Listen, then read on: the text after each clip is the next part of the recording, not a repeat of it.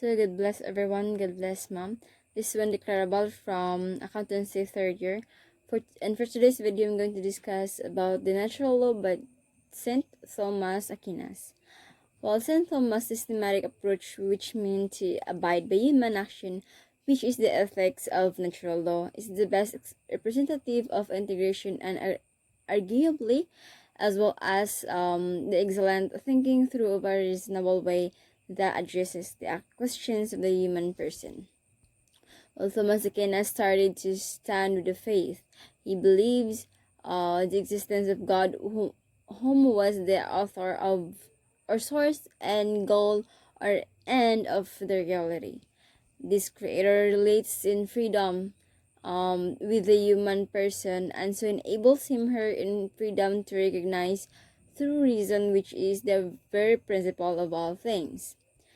Thomas then strongly believed that the creator not only created a human person physically, but with wisdom within things around them.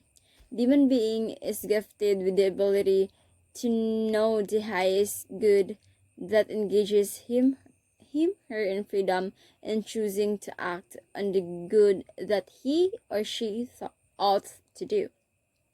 The main point here is freedom to act decisiveness, and through decisive action, every human a person can decide as abiding by doing good and avoiding evil action. Aquinas believed that God should his God will internal law as the eternal law reflected in the order of reality, which are growth, nutrition, and reproduction.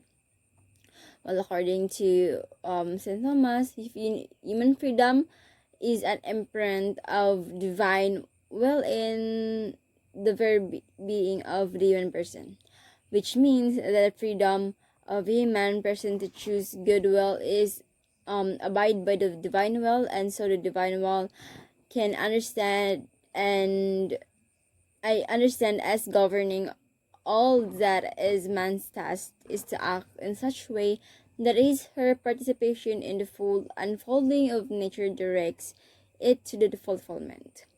On the person's ability to do what is good between what is not is also the imprint of divine will. But of course, not all is legal in human society. Reflects the law that dictates on human person as ethical in accordance with natural law, which means not all legal law is moral. Not all legal law is moral. However, it seduce non-deritor is an expression that highlights the validity of this ethical system, whether or not the faith of God. Thus, which this implies that the wisdom of the ethical system, that is natural law, is valid and binding for the human person, even if we bracket belief in God. But for those who have this expression doesn't mean of atheism or against faith, but they are just depositing knowledge that voluntarily comes as natural law in itself. It's why it is reasonable for the code of conduct, even for a man goodwill. The ability of man to know is important in his or her acting ethically. Hence, if one follows St. Thomas' discussion on conscience, one is inclined to conclude that it is the proper functioning reason in moving the human person towards an end goal that is fitting of his or her dignity. One cannot do the right thing if one does not know what it is. The famous dictate then to follow the conscience absolutely is tied to an obligation to educate it. But according to St. Thomas, even if one does not know, she is obliged to know. If one acts badly out of ignorance and does not act to rectify a situation by bothering to learn, that person is to held accountable according to the angelic doctor. While the conscience absolutely binds us in doing the good and avoiding evil, conscience as reason is also absolutely tasked to be given information. The conscience therefore can be mistaken, and being so does not exempt the human person from culpability if he or she is able to know but fails to act in his or her obligation to do so. Then she is not free from blame and responsibility for what was done. Well, there are different kinds of conscience that may lead us to wrongdoing: callous, perplexed, scrupulous, and ignorant. The uninformed conscience simply lacks education, while the perplexed one needs guidance in sorting out one's confusion.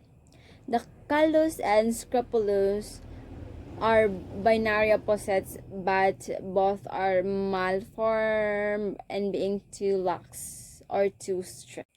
Well, given such propensity to error of the human conscience, can we then disobey and the dictates of our conscience?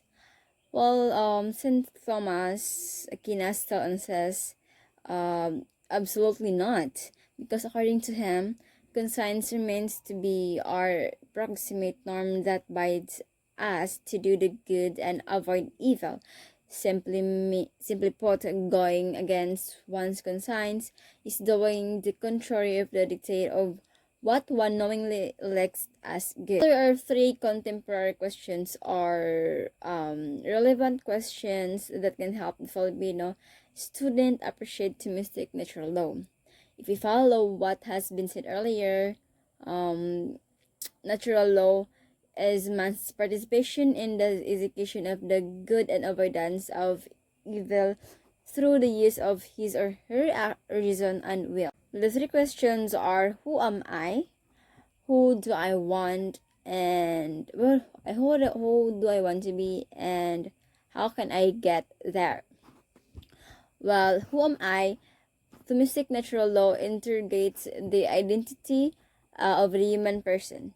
If one endowed with his or her own plasticity, history, and abilities, his or her personality is accessible to him or her through self-knowledge and reflection.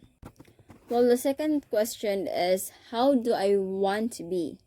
The human person's self-knowledge is dynamic. That is, it is always open to directions set by what one wants to make himself or herself. Self-knowledge here is malleable towards self-determination. Ethical acts give direction through freedom to build up the self towards a particular goal. Well, the third question is, how can I get there? Also fully utilizes the sound judgment of human reason and evaluates the best route to get the goal decided upon. The last question breaks down of the task to be done into particulars of action and daily routine. Self-knowledge and self-determination are here bridged by self-governance. Well, the relation and perfection of love in Aquinas, although we have suspended God talk to make the case and the natural law is relevant even for the human person without faith, the Thomas ethics is incomplete if it does not end with the love that is directed towards God.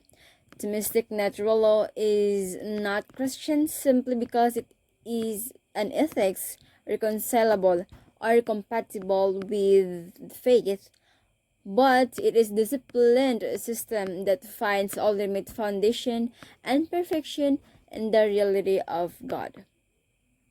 While through the expression, which is the etsi deus non daretur, we are afforded the autonomy of our reasonable ethics independent from faith.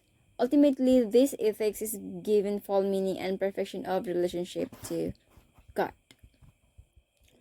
Well, well, therefore to conclude, Thomas Aquinas was influential in his articulation of the theory of natural law. However, whether one believes in a transcendent, loving God or not, he should help people could intuit an order to things that was inherent to all beings that existed.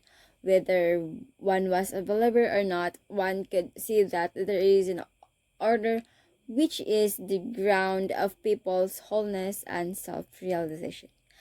Well, that's all for the discussion and my understanding about the natural law